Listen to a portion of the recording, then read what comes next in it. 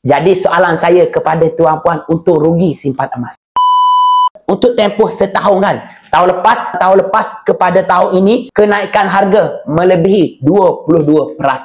Jadi soalan saya kepada tuan puan untuk rugi simpan emas. Tuan puan jangka masa panjang. Tentu emas memberi pulangan terbaik. Sebab tu pantun daripada pakar kewangan negara kita, Tuan Azizi Ali. Dulu pilih ubi, sekarang pilih beras. Dulu pilih ASB, sekarang pilih emas. Tuan puan, saya tak pernah cakap simpan dalam tabung haji itu salah. Simpan dalam ASB itu salah. Tak pernah saya cakap. Sebab menyimpan ni semuanya bagus. Buat tabungan emas pun bagus. Cuma dalam bentuk duit ni, kita simpan untuk dana kecemasan sahaja. Kegunaan harian. 3 bulan, 2 bulan gaji simpan dalam tabung haji. 3 bulan gaji simpan dalam ASB. Selebihnya kita buat tabungan emas. Katanya pakar-pakar keuangan tuan puan, kita ni kena sediakan banyak bako. Maksudnya dalam ASB sikit, tabung haji sikit, emas kita buat tabungan. Sekiranya jatuh satu bako, kita masih ada lagi bako kedua, bako ketiga.